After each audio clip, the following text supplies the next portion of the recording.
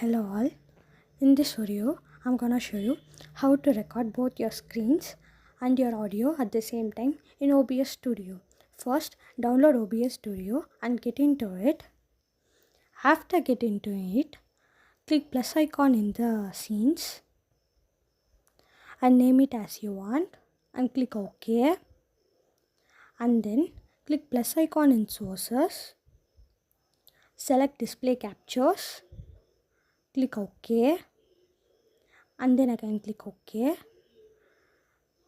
Now click plus icon and select audio input capture. Click OK